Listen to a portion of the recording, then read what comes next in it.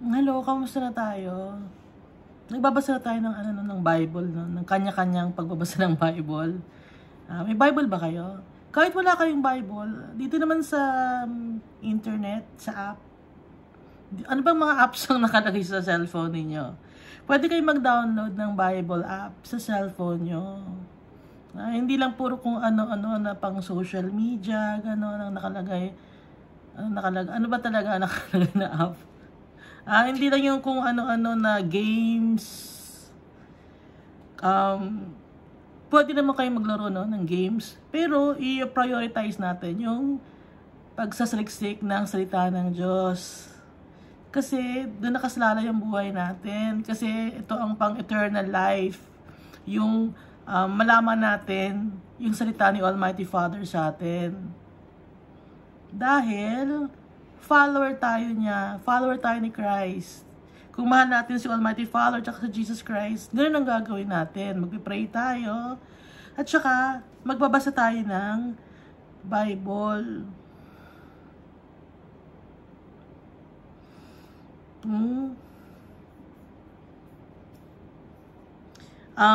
Basahin naman natin, mag-recap muna tayo last time. Basahin natin yung 1 Thessalonians chapter 4, recap natin. Yung instruction kasi dito ni Paul is for us to live a life pleasing to the Almighty Father. So, ano ba yung life pleasing to the Almighty Father? Binabanggit lagi ni Paul yung avoid sexual immorality. Tapos, we should learn to control our body. Tapos, no one should wrong or take advantage of a brother or sister. Yung sexual immorality, yung uulitin ko naman, no, yung hindi kasal, or yung kasal sa iba ka pumapatol, ganon. Homosexuality, nakikipagrelasyon ka or nakikipag-intercourse ka sa same gender mo. Kasi lahat ng yon is puro lust of the flesh yun. Katawan natin ang sinusunod natin doon. Kaya sabi dito ni Paul, learn to control your own body. Pati yung panonood ng mga ng mga sa internet, yung mga pornographic materials, pagtitingin ng mga ganon, sexual immorality na rin yun. At saka, pag may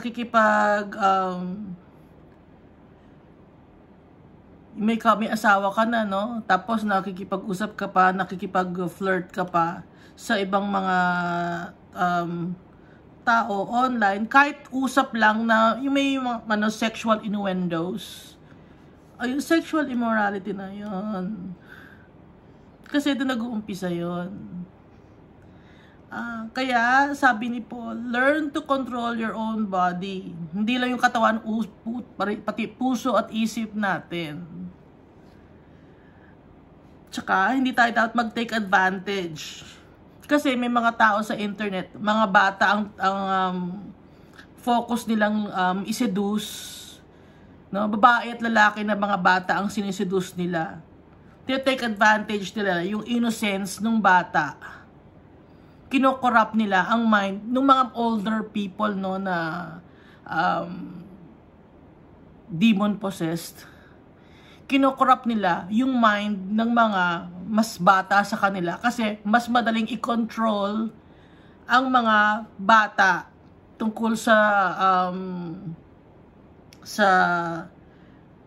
seducing, sa pagsiseduce.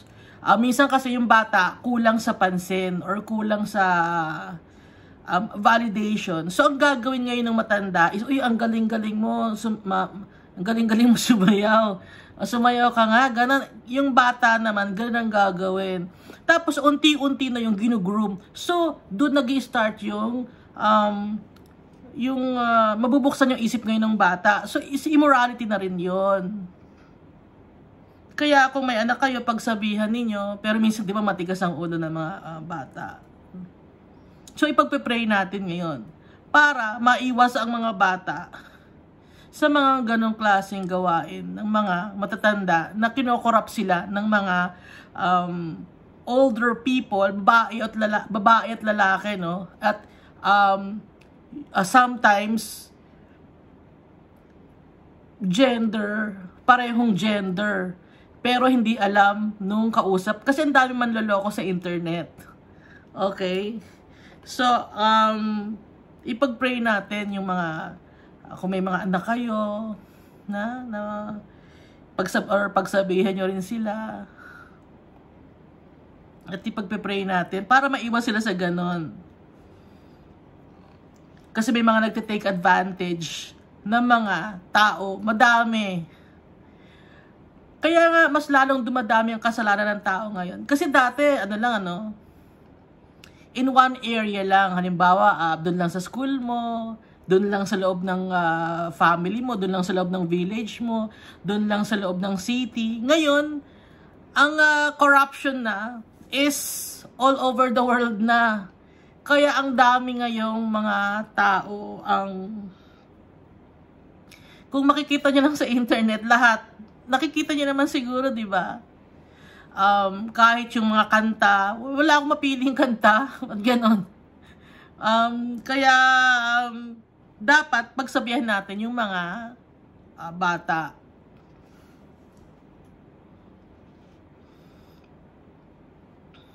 Okay?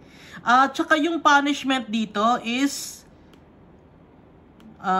may punishment. Lahat ng mga ginagawa nating kasalanan, may punishment yon. Lahat ng mga ginagawa nating action, may effect yon sa buhay natin. Whether good na action ang ginawa natin or bad action. Ang hindi lang nakagawa ng hindi lang nakagawa ng kasalanan nung na-please ni Job si Almighty Father sa Old Testament. Kasi nung time naman na yun, wala namang kasalanan si Job, pero he was tested by God. God allowed him to be tested, or inallow ni Almighty Father si Job na maghirap. Pero napatunayan na may tao na pwedeng hindi ma-tempt. Naintindihan nyo? Gaya ni Job. So kung si Job, kaya niya yon na maging straight pa rin ang tingin niya kay Almighty Father, kahit na nawalan siya lahat ng possession, pati family, wala siya, mga anak, iniwan siya, asawa niya, iniwan siya. Nag-stay siya kay Almighty Father. Tayo pa kaya, makasalanan tayo, no? Makasalanan tayo, wala na siguro makakagawa ng ginawa ni Job. So, magtiwala tayo kay Almighty Father dahil yung mga kasalanan natin, may mga effect lagi yon. Hindi ba natin na-experience ngayon yung effect? Maybe mga 5 years, ganon. May effect lagi yon kasi nakakasakit tayo ng tao. Para matuto rin tayo. Para hindi na natin gawin ang mga bagay na yon. Pero mayroon namang pampatawarin man tayo ni Almighty Father. Kasi nga, kasama na natin si Jesus sa buhay natin, sa puso natin. Pero syempre, mayroon yung punishment. Para nga, hindi na natin gagawin. Hindi na tayo uulit. Lord, ayoko na, hindi na ako uulit. Ganon. Kaya pinagsasabihan tayo ni Paul dito na huwag mag-take advantage sa brothers or sisters natin. Kasi nga, may punishment si Almighty Father pag nakagawa tayo ng kasalanan. And at the same time, nire-reject natin siya.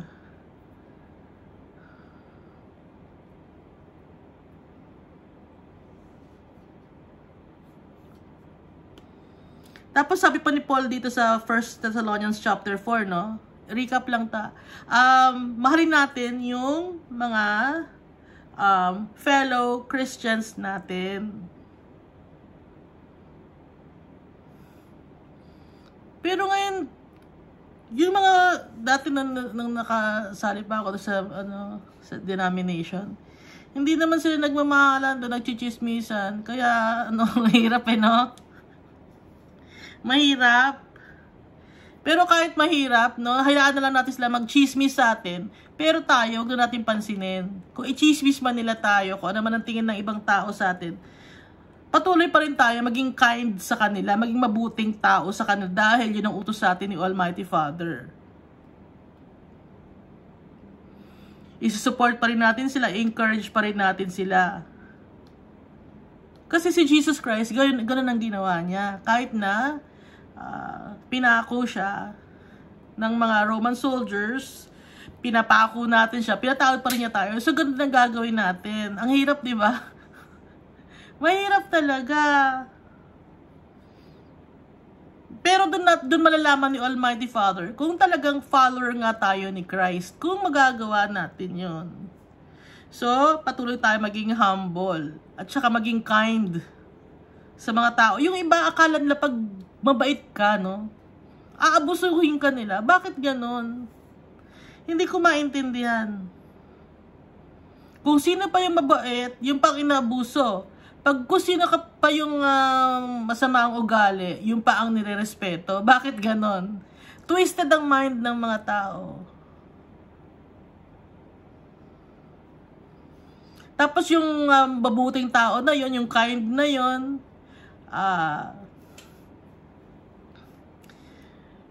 mapagbigyan lang ng isang beses yung ibang tao, hindi niya mapagbigyan, ano, yung mabait na taong yun.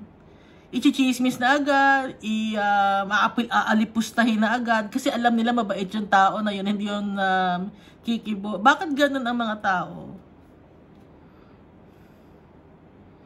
Hindi natin maintindihan, no? Kaya nga si Jesus Christ, ganun ang ginawa. Nagpakumbaba siya, pinakita niya ang kabutihan niya sa atin. So, ganun din ang gagawin natin. Kahit na alipustahin tayo, i-chismis tayo, maging maayos pa rin ang pakikitungo natin sa tao.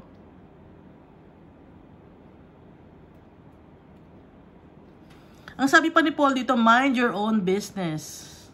Oh, wag namang chismis, no? Tigilan natin yung chismis. Di ba kayo nagkasawa sa chismis? Hindi kayo sawa. Pag may natapos sa ibang chismis, iba na naman yan. O may bagong chismis. Kaya nga dapat, mag-work tayo with our own hands. Magtrabaho tayo para hindi na tayong oras makipag-chismisan. Pero minsan yung chismisan nasa loob ng office, no? So, paano tayo magiging iba sa ibang mga tao kung gano'n ang ginagawa natin? Hindi tayo mabait sa kapwa-tao natin, i-chismis natin. Paano natin ma-encourage or ma-win yung soul nung ibang mga tao kung tayo mismo na mga followers ni Christ nangunguna sa chismis, nangunguna sa kalokohan?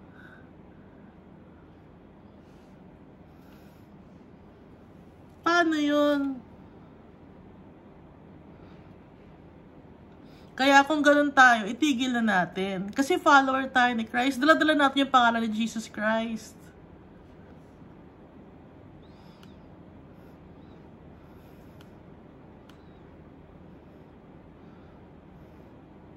Dala-dala natin ang pangalan ni Jesus Christ. At huwag tayo mga abuso ng ibang mga tao. Kung may mabait man sa ating tao, magpasalamat tayo kay Almighty Father. Pero wag naman natin abusuhin. Kasi ganun ngayon ang mundo. Mapang-abuso.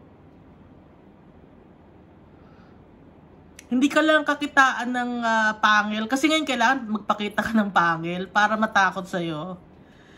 Ba't ganun na, hindi ko maintindihan, ba't ganun ang mundo? Ganun talagang napakasama ng mundo. Kailangan magpakita ka pa ng pangal para matakot sa'yo yung mga tao.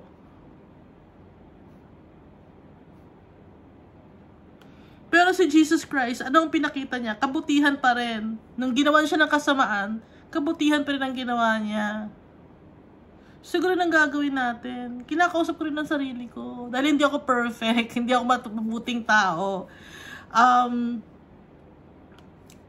Naalala ko lang may sabi ng teacher ko, nung religion teacher. Kung sabi, yung mga Christian na yan, yung mga mga masasamang tao yung mga yan, kaya yan, ganyan, mga nakulong yan.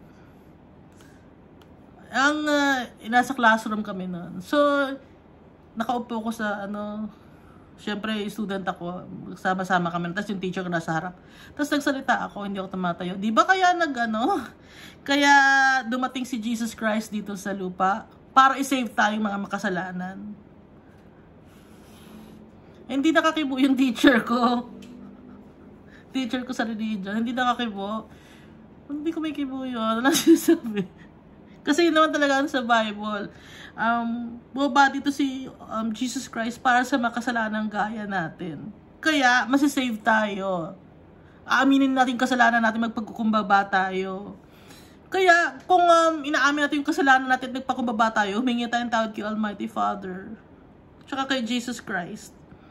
So, yung mga kasalanan natin iiwasan na natin, hindi natin gagawin, magkakaroon tayo ng self-control. Kaya nga, instruction dito ni Paul, i-avoid na natin yung sexual immorality, i-control natin yung katawan natin, learn to control your own body in a way that is holy, honorable, and not in passionate lust like the pagans who do not know God. Diba? Sabi dito sa 1 Thessalonians chapter 4. Yung pagans, okay, hinanap ko nga yung pagans. Yung mga pagans, marami silang mga sinasamba. Diba gaya ng sabi ko dati, marami silang sinasamba. Halimbawa, gustong umulan. Magdadasal sila ngayon sa ganong Diyos para umulan. Gusto nila magandang ani or harvest. Magdadasal sila sa ganong Diyos para magkaroon sila ng ganong magandang harvest. Iba-iba ang tinatawag nila na pangalan. Halimbawa, may sakit ka na, ano bang sakit? Broken bones. O tatawagin mo kayo si Stanislaw. Stanislaw ang pangalan. Ang tatawagin daw. Bakit? So, paganism yung ganon na gawain. Okay? O halimbawa, meron namang tungkol naman sa mga pusa. O sino gusto mo na maayos yung pusa mo? Kunyari may pusa ka, no? Gusto mo maayos yung pusa? Tatawagin mo naman si Gertrude daw. O isa pa, gusto mo magbigay sa charity. Ang tatawagin mo naman daw si Maximilian. Ang dami ng tinatawag. Nandito ako, nakatingin ngayon ako sa mga listahan. Sa ngayon, hindi paganism ang tawag. Iba ang tinatawag nila, pero yung way, it's paganism. O, para naman daw sa mga may dysentery. Si Polycarp naman daw ang tatawagin mo. O, pag masakit naman daw ang tenga mo, sinong tatawagin mo? Si Cornelius naman daw. O, pag tungkol naman daw sa mga educators or sa mga teachers, maniba yung mga teachers nagdadasal, ang dapat daw nilang tawagan, ito naman si St. John the Baptist de La Salle. O, pag sa mga buntis naman daw, ang tatawagin mo naman daw, itong si Elizabeth. O, ang daming tinatawag. Bakit ang daming tinatawag? Kasi nga, ito ang practice ng paganism. Maraming Diyos ang paganism. Pero tayo, hindi tayo pagan. Kasi ang Diyos natin, isa lang, si Almighty Father. Pero Diyos din natin, syempre, si Jesus Christ. Kasi si Almighty Father, yung pagka-Diyos niya, binigay niya rin kay Jesus Christ noong naipako siya sa krus at nabuhay siya magmuli dahil sa kanyang sacrifice. At syempre, ang Holy Spirit. So, 3-in-1. Naintindihan niyo, 3-in-1. Si Almighty Father, si Jesus Christ, saka ang Holy Spirit. Sila lang, wala nang iba. Hindi nalalagpas. Kasi nga, isa lang 3-in-1. Pare-pareho silang God. Si Jesus Christ, si Almighty Father, at ang Holy Spirit. Yung Holy Spirit, yun yung essence ni Almighty Father tsaka ni Jesus Christ. Na yung Holy Spirit ang pinadala ni Jesus Christ at ni Almighty Father para sa atin, para gabayan tayo. So spirit nila yon. So sila rin yon. Kaya ang Diyos natin, iisa lang. Almighty Father, si Jesus Christ at ang Holy Spirit. Ngayon, pag pagan ka, marami kang tinatawag na tao, na pangalan ng mga taong namatay na. Ito ang paganism. Sana naiintindihan ninyo. Na sinasabi dito ni Paul, na hindi tayo gaya ng mga pagans. At saka yung mga pagans, ang isip lang ng mga pagans is para lang dito sa mundo na to. Yung pagan, galing yun sa word na villager, paganus. Villager siya, ibig sabihin. Asan ba dito?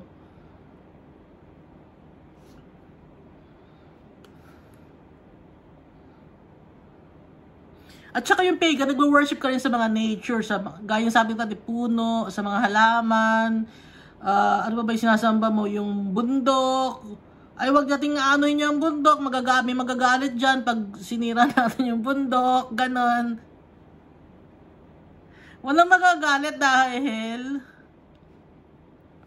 kay Almighty Father, lahat ng sa mundo na to, ibinigay niya sa atin. At iaano natin to, tayo ang nag-oversee sa mundo na to. Pero dahil nga nakorrupt na ang mundo na to, hindi na tayo dito, kundi sa langit na tayo. Yung flesh lang natin ang may iwan sa mundo na to. Pero yung spirit natin, and yung soul natin, kay Almighty Father yun. Kaya, hindi tayo taga dito sa mundo na to. Dahil yung katawan natin, it's only a vessel. Itong katawan natin. Kaya, nabubulok itong katawan natin, nasisira, naluluma. Naluluma na ba kayo? Oo, naluluma na rin ako. Kaya, magpasalamat tayo kay Almighty Father dahil pinadala niya si Jesus Christ sa atin para hindi na tayo maluma. Magkaroon tayo ng eternal life.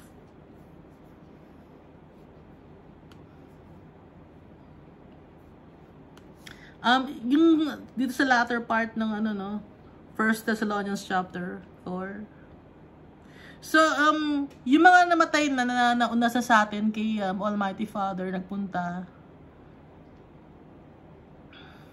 Pag dumating na si Jesus Christ, yung second coming niya dito, mas mauunang mabubuhay ang mga yon. Gaya ng sinabi, nung binanggit ko na last time, sa book of Revelation. Okay, Revelation chapter 20 ba yun? Sa book of Revelation, mas mauuna sila. Tapos, yung katawan natin, kung buhay pa tayo ng time na yun, kung buhay pa yung flesh na katawang lupa natin ng time na yun, mapapalitan yung katawan natin ng spiritual life, ng magiging tayo, yung parang tayong si Jesus Christ. Kung buhay pa tayo ng time na yun, na pagdating ng second coming ni Jesus Christ. Magkakaroon tayo ng spiritual body. Hindi na tong fleshly body na nahaga. Meron tayo ngayon. So, mauuna, yung mga nauna na sa atin. Kaya, wag tayong malulungkot dahil yung mga Christians na nauna na sa atin, mga followers na nauna na sa atin kay Christ, yung mga kamag-anak natin na nagtitiwala rin kay Almighty Father na kinuha na niya, makikita pa rin natin sila. Kaya sabi dito ni Paul, huwag kayong malulungkot ng gaya ng mga ng mga ibang mga tao na walang pag-asa. Dahil tayo, may pag-asa tayo. Kasi si Jesus Christ na buhay. Kaya yung mga nauna na sa atin, mabubuhay din sila. Makikita rin natin sila in the last days. Okay? And ito yung sabihin ko, after that, we who are still alive and are left will be caught up together with them in the clouds to meet the Lord in the air. And so, we will be with the Lord forever. So, forever na tayong makakasama ni Jesus Christ. Pag napalitan niya yung katawan natin ng spiritual body. Ito yung binabanggit ni John Darby na rapture. Pero hindi naman rapture. Kasi kung walang rapture na nakalagay dito, ang sabi daw caught up. Caught up, ang ibig sabihin daw ng rapture. Pero sa ibang version ng Bible, it's gathered up. Pero ang sabi dito ni Jesus, sa Luke chapter 17, verses 28 up to 37, it was the same in the days of Lot. People were eating and drinking, buying and selling, planting and building. But the day Lot left Sodom, fire and sulfur rained down from heaven and destroyed them all. It will be just like this on the day the Son of Man is revealed. Sabi ni Jesus Christ. On that day, no one who is on the housetop with possessions inside should go down to get them. Likewise, no one in the field should go back for anything. Remember Lot's wife. Whoever tries to keep their life will lose it, and whoever loses their life will preserve it. I tell you, on that night, 2 people will be in one bed. One will be taken and the other left. 2 women will be grinding grain together. One will be taken and the other left. Where, Lord? They asked. He replied, where there is a dead body, there the vultures will gather. So yung second coming ni Jesus Christ, kasi nga binanggit ni Paul dito sa Thessalonians, kaya binanggit natin itong verses na sinabi ni Jesus Christ. Na yung pagdating niya, parang yung Sodom and Gomorrah, di ba nung napagkwento natin na si Lot, bigla na lang nag-rain nung nakaalis na si Lot, tsaka yung family niya, doon sa Sodom and Gomorrah, bigla na lang nag-rain ng sulfur and brimstone. So, sa pagdating ni Jesus Christ, ganun din. Bigla-bigla na lang, walang pasabi. Normal day lang yon, no? Or normal night lang. Walang kakaibang mangyayari. Bigla-bigla na lang. Na pag si Jesus Christ, pinababa na dito ni Almighty Father sa second coming niya,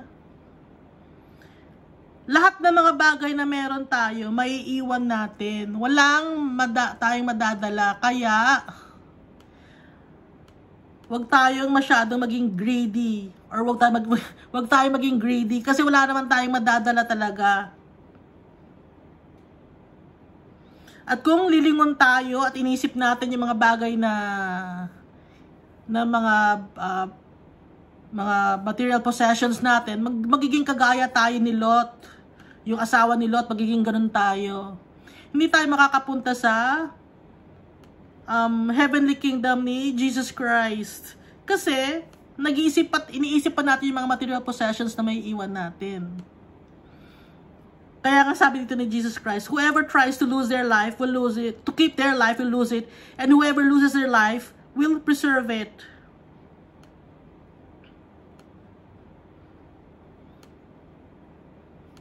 Ito sa verse 33 na to,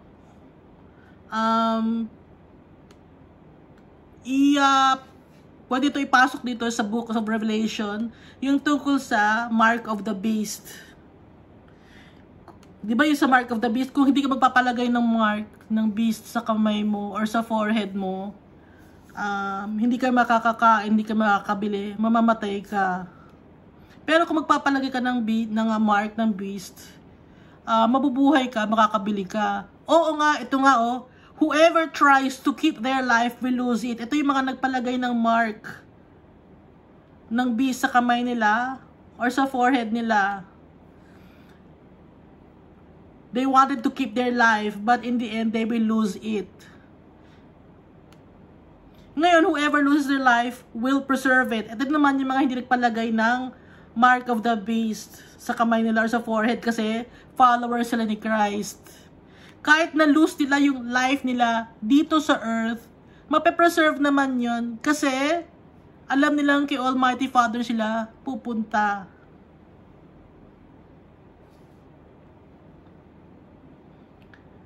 Ibalik natin dito sa verse 34. No? I tell you on that night, 2 people will be one in bed. One will be taken, the other left. Kaya 1 in 2 people will be in one bed. Kaya sinasabing one bed na 2 people. Kasi gabi to nangyayari sa ibang lugar. Okay? Pero sa ibang lugar naman, ito 2 women will be grinding grain together. One will be taken and the other left. Ibig sabihin naman ito, umaga naman to. So hindi natin alam. Sa ibang lugar ng mundo, 'di ba? Ngayon, kunyari, gabi ngayon dito, sa ibang lugar umaga, 'di ba? So isang once lang mangyayari 'yon, sa ibang lugar gabi, sa ibang lugar umaga. Kaya nga in example dito, may mga natutulog, gabi 'yon, ibig sabihin. Tapos may mga nagtatrabaho, ibig sabihin umaga. So hindi natin alam na sa ibang lugar, umaga mangyayari, tapos sa ating lugar, gabi naman mangyayari. Kasi isang beses lang yun mangyayari. Tapos nagtanong dito, where, Lord? Saan, Lord? Sabi. He replied, where there is a dead body, there the vultures will gather. Kung nasaan ang mga patay, andon ang mga vultures. Yung mga vultures, ang karakteristik nito, kumakain sila ng mga patay, ng mga hayop. So, sino yung binabanggit na dead body dito? Ito yung mga hindi follower ni Christ. At yung mga vultures, sila-sila yon na nagiging greedy. Sila-sila yun, greedy. Sila-sila nagpapatayan. Sila-sila naglalamangan. Kaya itong mga dead body na to, tsaka yung mga vultures, ito yung mga hindi followers ni Christ. Sila-sila mismo yun.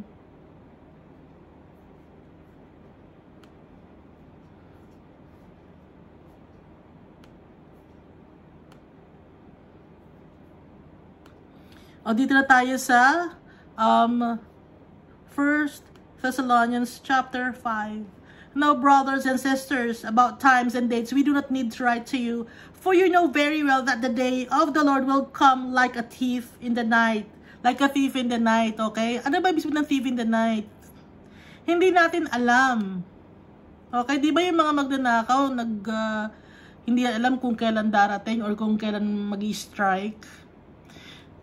Ang pagdating ni Jesus Christ, hindi natin alam. Kahit si Jesus Christ mismo, hindi niya alam kung kailan siya pababain ni Almighty Father. Kasi humihingi lang din si Jesus Christ or sinusunod lang niya ang gusto ni Almighty Father. Si Jesus Christ, sinusunod lang niya ang gusto ni Almighty Father. Kaya nga, di ba mahal na mahal ni Almighty Father? Si Jesus Christ, kasi sinusunod ni Jesus Christ lahat ng gusto ni Almighty Father. Kaya ganun din tayo. Mahalin din natin si Almighty Father. Susundin natin si Almighty Father para mahalin din tayo ni Almighty Father. Kasi nga, si Jesus Christ nga ang sample natin. Balik tayo dito, no, sa second coming ni Jesus Christ sa 1 Thessalonians sa binabanggit. While people are saying peace and safety, destruction will come on them suddenly as labor pains on a pregnant woman and they will not escape. Di ba yung pregnant woman, bigla na lang nanganganak yun. Hindi alam kung kailan ang due date. Ganun din ang pagdating ni Jesus Christ. Dito sa second coming niya sa mundo na to. Hindi natin alam kung kailan. Kaya kung may mga prophets or may mga leaders kayo sa mga denomination ninyo na nagsasabi o next year na o 2 years from now, huwag kayong maniniwala. Walang makakaalam. False prophet yung nagsasabi ng ganon. Okay? False prophet yun. Huwag kayong maniniwala. Dahil kahit si Jesus nga, hindi niya alam eh.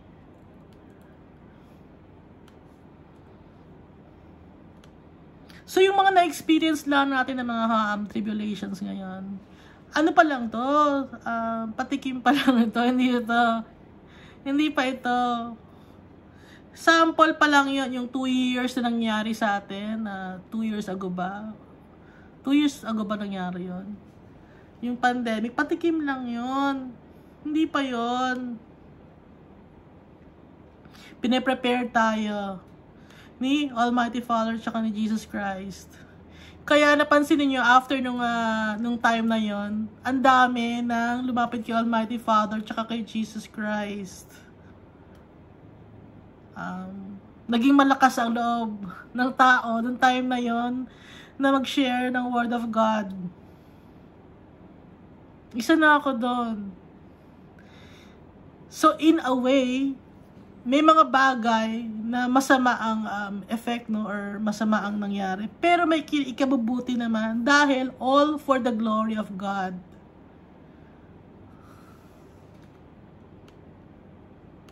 But you, brothers and sisters, are not in darkness, so that this day should surprise you like a thief. So tayo, na mga followers ni Christ, alam natin, kaya hindi tayo masusurprise.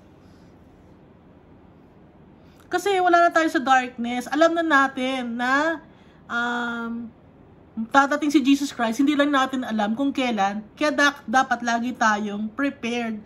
Ano ba ang pagiging prepared? Simple lang.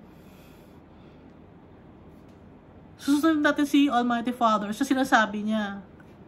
Ano ba yung sinasabi ni Almighty Father? Iwasan natin na magkaroon tayo ng kasalanan.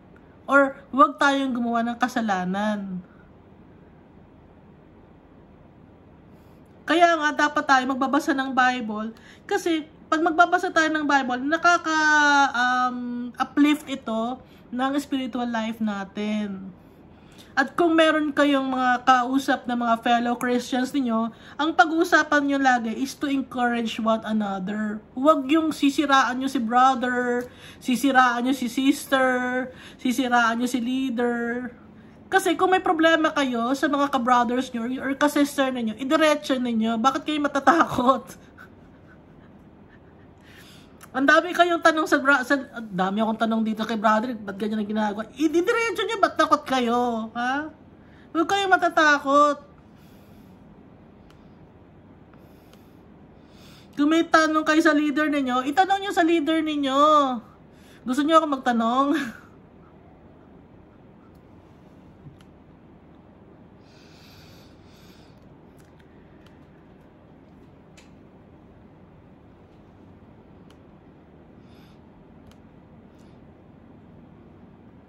Okay, itanong nyo, pero yung pagtatanong dapat maayos at may mutual understanding ng na mapagkakasunduan. Hindi yung pag nagtanong kayo, nagkagalit na o nagtayo na ng ibang denominasyon, nakipag-gano na nagkaroon na ng rift yung nyo, yung samahan niyo, yung organization niyo, magtatayo ka ngayon ng sarili mo, tapos hingi ka rin ng tithes, pareho lang naman din pala, humilalay ka pa. Yung pala, gusto mo lang maging leader. Ganon, alam nyo ba? Ha? Itanong nyo sa leader ninyo kung paano kayo nagkaroon ng bagong ng denominasyon ninyo, paano nag-umpisa yan. Nag-umpisa yun sa hindi pagkakasunduan. Gusto yung mag-sample? Ang dami kong alam na sample. Ang dami kong alam na sample. Ganon lagi ang nangyayari. Kasi, yung samahan ninyo pinapasok na rin ni Satan yun. Kaya hindi ka nagkakaroon ng pagkakaunawaan. Dahil hinahayaan nyo. At merong mga pride.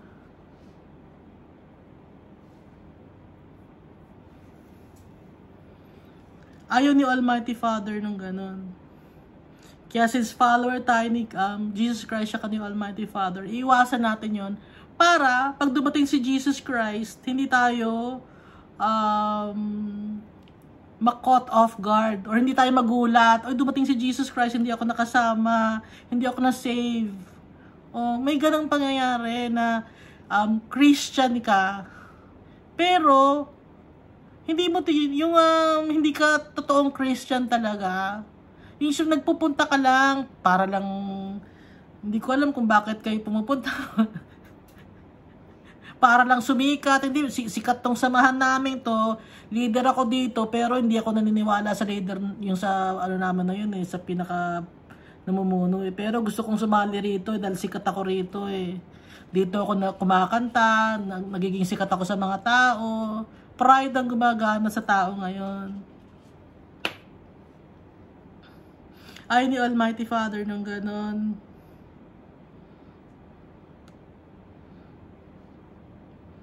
Pag ganon, ano tayo? Tulog tayo. Ibig sabihin, hindi natin alam, hindi natin kilala si Almighty Father, hindi natin kilala si Jesus Christ, hindi tayo nagbabasa ng Bible pag ganon.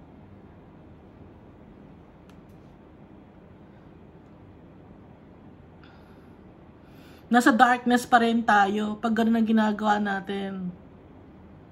Kaya dito sabi ni Paul, but you brothers and sisters are not in darkness. So dapat hindi tayo gagawa ng ganon. So that this day should surprise you like a thief. You are all children of the light and children of the day. We do not belong to the night or to the darkness. Hindi tayo kasali, hindi tayo sa dilim. Sa kadiliman. Ano ba yung kadiliman? Yung gawain ng demonyo. Hindi tayo kasali ron. Yung, ano ba yung gawain ng demonyo? Yung kasalanan, yung pride. Ibabalik na naman ba natin yung usapan tungkol sa pride, tungkol sa mga kasalanan? Hindi tayo sa darkness. So then, let us not be like others who are asleep, but let us be awake and sober. Hindi tayo dapat parang tulog na gaya ng iba. Ano ba yung sinasabing tulog dito? Yung tulog, hindi nila alam. Or alam nila, pero hindi nila pinapractice yung dapat gawin. Hindi nila sinusunod ang nasa Bible. Hindi nila sinusunod ang sinasabi ni Almighty Father. Yun ang mga taong tulog. But let us be awake and sober. Maging gising tayo. Gawin natin ang sinasabi ni Almighty Father sa Bible. Sundin natin.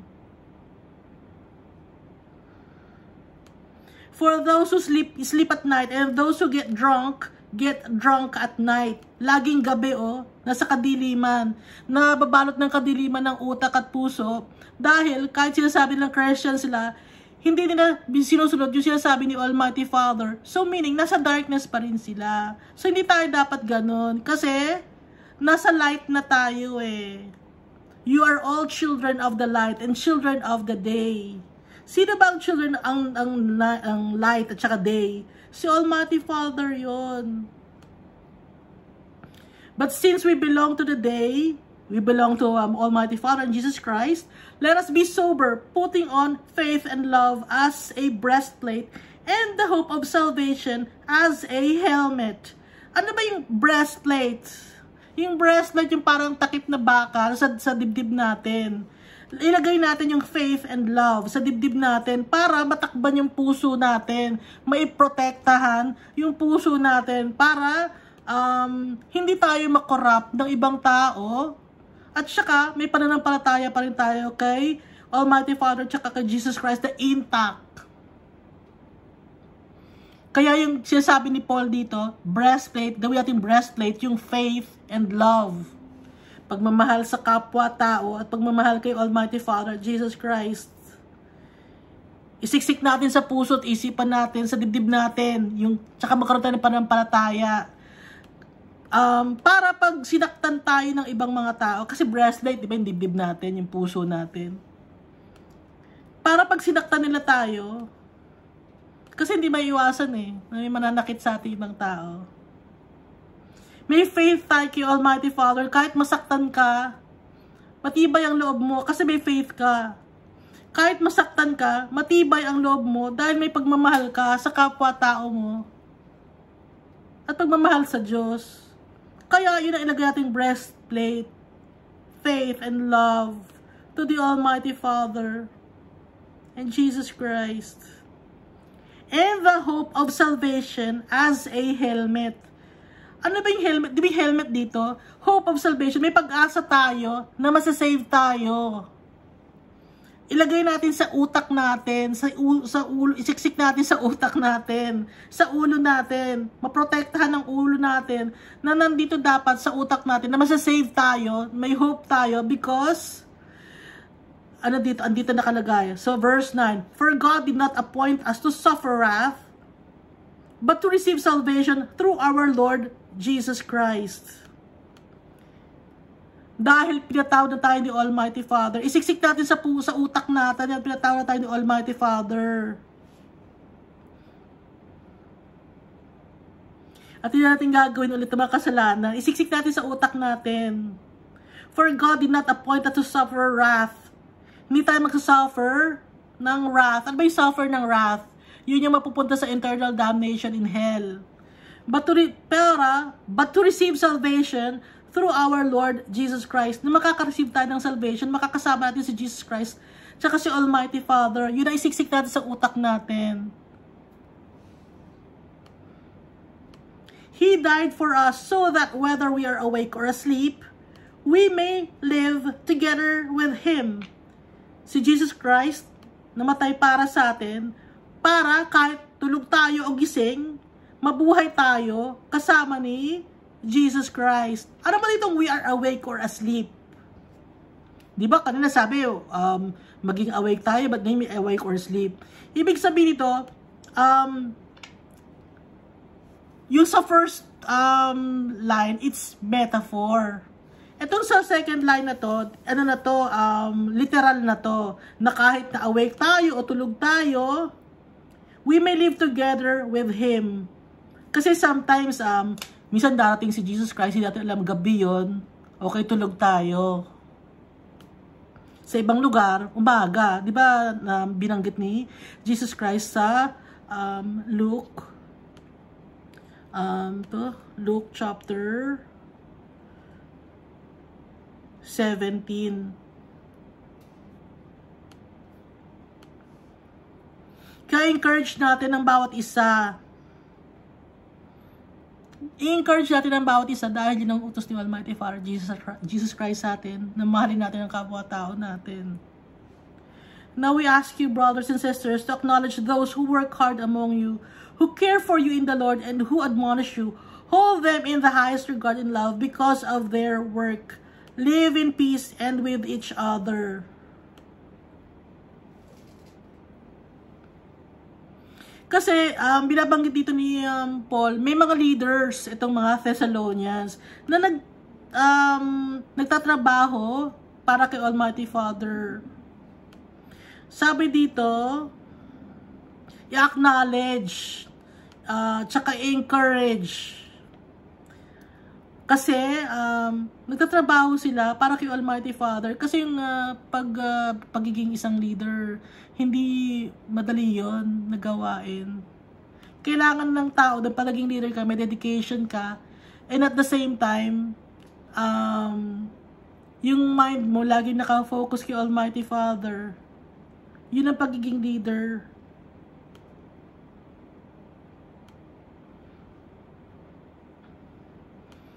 Yung araw-araw, i-check mo yung sarili mo, tama ba yung ginagawa ko, Almighty Father? Araw-araw, magbabasa ng Bible. Ganun ang pagiging leader.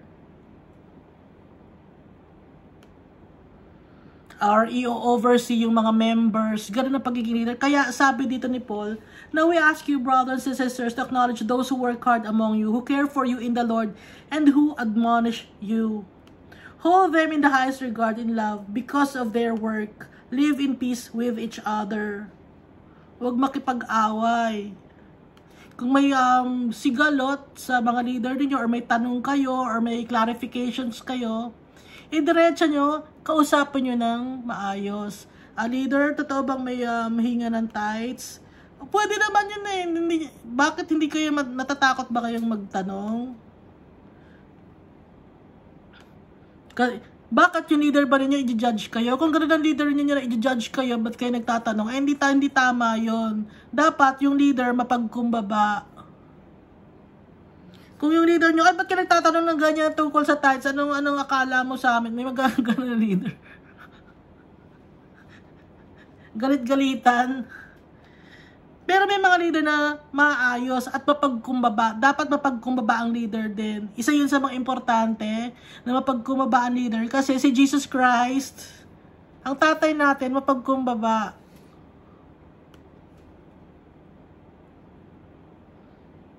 Rejoice always.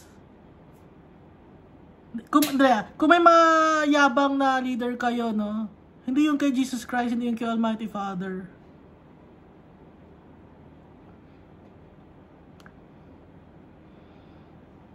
Makikita mo, i-compare mo yung si Jesus Christ. Ano ba si Jesus Christ? Ganito si Jesus Christ. Yung leader ko ba, ganito pa, para bang si Jesus Christ na sinusunod lagi ang gawa ni Jesus Christ? Yung actuations ba niya parang si Jesus Christ? Kasi dapat susundin natin si Jesus Christ. Nagbabasa lang ako ng Bible sa inyo, hindi ako leader ha. Kasi babae ako. Hindi pwede maging leader ang babae. At hindi ko gusto maging leader. Malaking responsibility yon ang pagiging leader. Kaya, at saka ina-appoint yun ni Almighty Father, yung pagiging leader ng denomination ninyo. May calling yung mga taong yun. So, kung may calling yung mga taong yun, dapat yung mga taong yun, mapagkumbaba, makikita nyo yung works ni Almighty Father tsaka ni Jesus Christ sa buhay niya, nasa sa kanya ang Holy Spirit. Kasi, siya ang in-appoint ni Almighty Father na maging head ng organization ninyo. At kung siya ang in-appoint ni Almighty Father, dapat mapagkumbaba siya.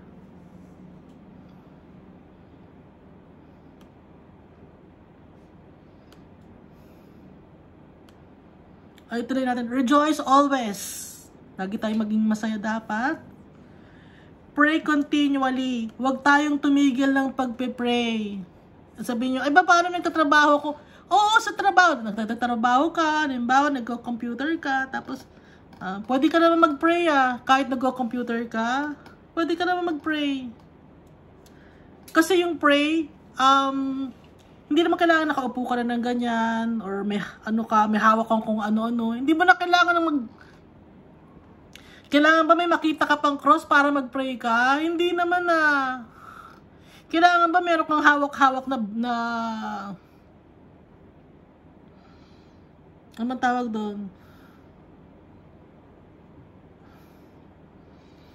Kailangan ba may hawak-hawak ka ng beads para mag-pray ka? Hindi naman na. Bakit doon ba nakasalala yung faith mo? Ang nakasalala ng faith natin, kay Almighty Father, wala sa mga material things. Wala dito sa lupa. Hindi nakikita ang faith. Okay, kaya hindi mo kailangan maghawak ng kung ano-ano para mag-pray kay Almighty Father.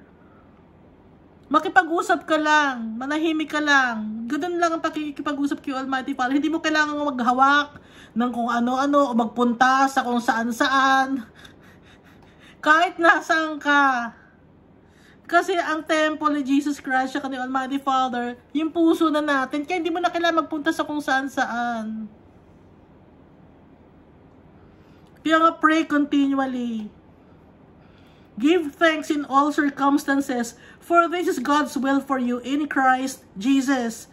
Sa lahat ng pagkakataon, magbigay ng pasasalamat. Yung, halimbawa, nag-request ka kay Almighty Father, hindi naman niya binigay, ayaw ni Almighty Father ibigay sa'yo, magpasalamat ka. Kasi, everything works together for good to those who love the Lord. Kasi may dahilan si Almighty Father, and it is for your own good. It is not for the good of Jesus Christ or for the good of the Almighty Father. It's for your own good. Kaya hindi binigay ni Almighty Father yung request mo. There will be the right time na ibibigay sa'yo ni Almighty Father yung request mo na yon. Okay? Kaya give thanks in all circumstances, for this is God's will for you in Christ Jesus. Do not quench the Holy Spirit. What do you mean by do not quench the Holy Spirit? It means do not stop the work of the Holy Spirit. Ano ba yung work of the Holy Spirit? Di ba may gifts of the Holy Spirit? Healing, gifts of faith, gifts of miracle, speaking in tongues, gifts of prophecy, gifts of translations of the speaking tongues, gift of deciphering the good spirit from the bad spirit. Ano pa ba? May nakalimutan pa ba ako? Oh, knowledge, gifts of knowledge and gifts. Nasabi ko naman, knowledge and wisdom, yun. Kaya, do not stop the work of the Holy Spirit. Do not treat prophecies with contempt. So, kung may mga prophecy man yung mga leader ninyo, or yung mga may gifts of prophecy sa denomination ninyo, do not treat it with contempt. Wag lang babaliwalain yun, okay? Wag ibabaliwala yun. But test them all. Hold on to what is good. Yung mga prophecy na yun, iti-test natin, tama ba yung prophecy na yun? Kung in line ba yun sa Word of God, yung prophecy na yun na sinabi ng leader ninyo. Kung wala yun sa Bible, so it's not a prophecy at all, but sa isip lang yun ng leader ninyo. Kaya nga, test them all. So, kung may prophecy, importante yon. Pero, iti-test natin yun kung tama yun. Kasi, iti-check natin yung Bible. Tama ba? In line ba sa Bible ang prophecy ni brother? In line ba sa Bible ang prophecy ni sister? May nagpa-prophesy din na babae. Di ba nga si Anna sa Book of Matthew ba yun? Or Mark? Or Luke? Or John? Prophetess si Anna. Tapos may 4 na anak na babae na nagpa-prophesy din. Yung sa, ano ba? Saan ba yun nakita ko? Nalimutan ko. Basta alam ko. Di ba napag-usapan natin yon? At saka, nagpa-prophesy din si Miriam. So, may mga babae na nagpa-prophesy. Okay? So, lahat ng prophecy, iti-test natin if it's from God. Makikita nyo sa Bible yun. Nag-co-incide or nag-corroborate. Hold on to what is good. Reject every kind of evil. Keep what is good. Tapos, stay away from evil people and evil things, evil circumstances, evil events. Ano ba yung evil? Yung hindi makakabuti sa atin, yung mapapasama tayo. Kung mapapasama tayo, ayawan na natin. Halimbawa, pupunta ka ng disco. May disco ba? Disco ba tawag? Ang bar. Huwag na kayo magpunta. Kasi, hindi makakabuti sa'yo yun. Halimbawa, pupunta ka ng casino. Makakabuti ba sa'yo yun magpunta ka ng casino? Hindi makakabuti sa'yo yun. Kasi sino ba ang mga nasa casino? Sino ang mga nasa casino? Godly people ba ang mga nasa casino? Hindi sa dinajudge ko, kundi kung nasa casino ka, ano ang gagawin mo? Di ba ang gagawin mo lang, it's greediness. Gusto mong tayanan tayo para marami akong pera, no? Pero yung loto, iba naman yon. Yung loto, nakakatulong ka sa tao. Yun ang pagkakaiba nun. Kasi may nagtanong sa akin, bakit parang loto rin naman ang casino Iba ang casino sa loto. Yung loto, nakakatulong ka sa tao. Marami nang natulungan. Kasi may kikilala ko na nagpupunta sila sa PCSO, nakakatulong. So, kailangan nila ng support pang hospital, nagpupunta sila sa PCSO, nagkakatulong, okay? Nakakatulong, nakaka-help sa gastusin, nagbibigay ng tulong ang yung PCSO yung dito sa Pilipinas. Sa ibang bansa, hindi ko lang alam kung meron silang charity works.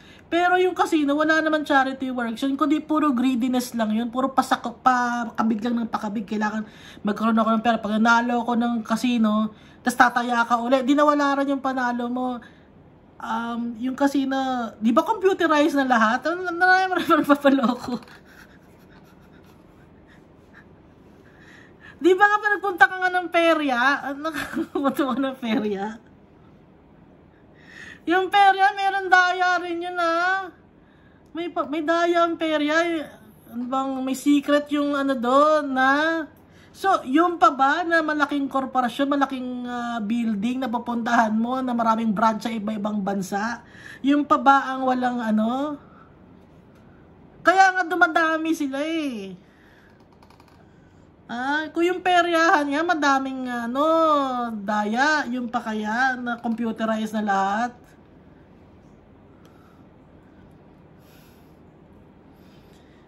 Ano pa bang ang evil na mga events?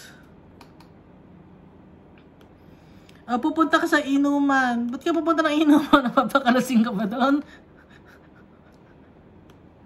Kung gusto mo makipag-bonding sa mga friends mo, wag na lang kayo mag-inom, pwede.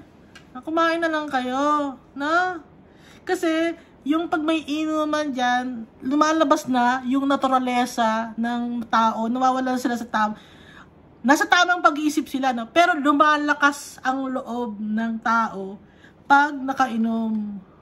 Lumalakas ang loob gumawa ng kasalanan.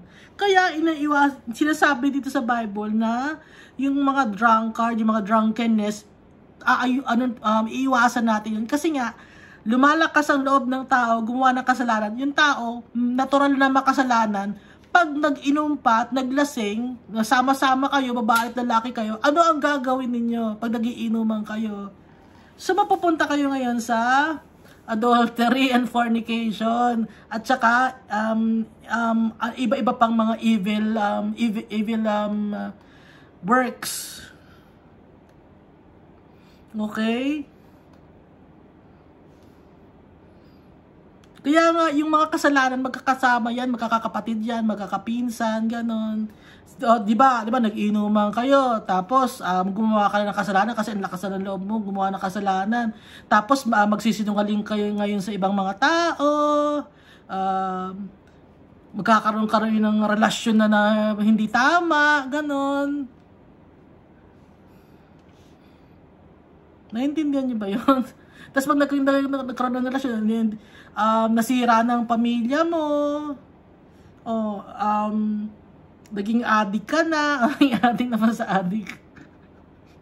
Kasi magkakasama nga yun. Okay? May God Himself, the God of, May God Himself, the God of peace, sanctify you through and through. May your whole spirit, soul, and body be kept blameless at the coming of our Lord Jesus Christ. So, para pag dumating yung si Jesus Christ, blameless tayo. Maging maayos tayo pagdating ni Jesus Christ. Kasi hindi natin alam ang time and date kung kailan siya darating. Hindi tayo ma-caught off guard. Makasama tayo in heaven with Jesus Christ. Maging blameless tayo. The one who calls you is faithful and He will do it. Si Jesus Christ at si Almighty Father, faithful sila sa atin. So, nag-promise sila na makakasama natin sila sa heaven. Isa tayo sa mga magro-rule kasama ni Jesus Christ in heaven. Faithful si Almighty Father sa pagsasabi ng ganon. Totoo sila at saka si Jesus Christ. Hindi sila sinungaling. Hindi gaya ng mga tao dito sa lupa na pag nag-promise, hindi naman na-promise lang yan. Pero si Almighty Father, pag nag-promise sila, totoo yun. Faithful sila sa nagagawin nila, yung promise nilang yun. Kaya nga, di ba, testimony itong Bible, di ba nag-test yung nabasa natin na si Abraham, tapos si Noah, si Enoch, faithful si Almighty Father kasi naging maayos na tao, yung mga binanggit ko na tao na yon, kaya nakuha nila yung eternal salvation in heaven. Kaya tayo rin, makukuha rin natin yon kung magiging blameless tayo sa paningin ni Almighty Father, tsaka ni Jesus Christ. Brothers and sisters, pray for us. Greet all God's people with a holy kiss. Holy, binabanggit dito ni Paul, nilalagyan niya ng holy. Holy kiss. Ibig sabihin, walang mali siya. Maayos. Totoong brothers and sisters. Walang maitim na hangarin or agenda. I charge you before the Lord to have this letter read to all the brothers and sisters. The grace of our Lord Jesus Christ be with you.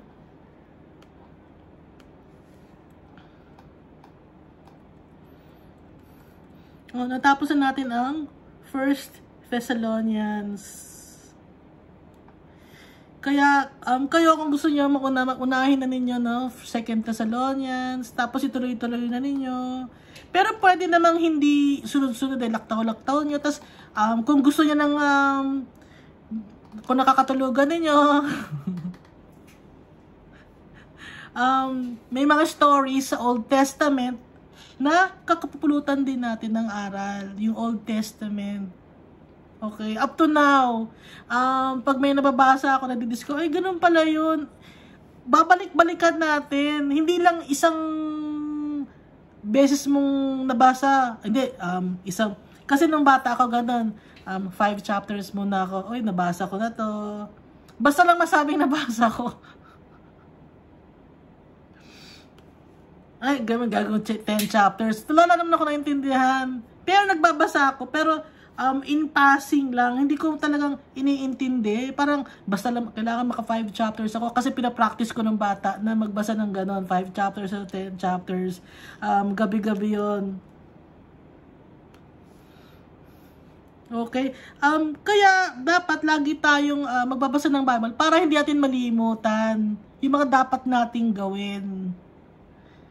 Para hindi natin kailangan pa maghawak pa ng mga beads. Hindi na natin kailangan pang maghanap pa ng image. Hindi natin kailangan maghanap pa ng cross. Kailangan may makita kong cross para magdasal ako. Hindi na. Nasa puso na natin tsaka sa isip natin. Dahil si Almighty Father, nilagay na niya sa puso at isipan natin yung pagmamahal niya, yung faithfulness niya. Tsaka si Jesus Christ, dapat lagi nasa puso natin, lagi din siya. Para maging blameless tayo pagdating ni Almighty Father. At tsaka hindi naman natin alam kung kailan talaga tayo niya kukunin, di ba? Kaya lagi tayong ready.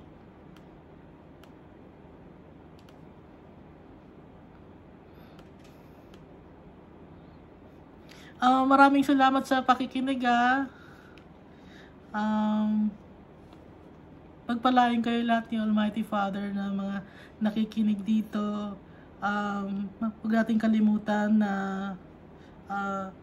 tumulong din sa ibang mga tao. Maging maayos ang pakikitungo natin sa ibang mga tao. Kahit na inaalipusta nila tayo o iba ang tingin nila sa atin, huwag tayong magbabago. Kahit i-chismis nila tayo, huwag tayong magbabago. Dahil si Jesus Christ, kahit na sinaktan siya ng ibang mga tao, hindi siya nagbago. Si Jesus Christ. Laging si Jesus Christ ang isipin natin. Ano bang ginawa ni Jesus Christ? Anong gito nangyari sa kanya? Na may mga nasuffer siya ng trials. Anong ginawa niya? Ganun lagi. Okay? Para hindi natin malimutan, naka-right sa isip natin, sa puso natin. Mahal na mahal tayo lahat ni Almighty Father at ni Jesus Christ. Hindi nila tayo pababayaan. Magunaw man ang mundo, hindi tayo pababayaan ni Almighty Father at ni Jesus Christ dahil ang tunay na bahay natin sa heaven. Thank you and God loves us all.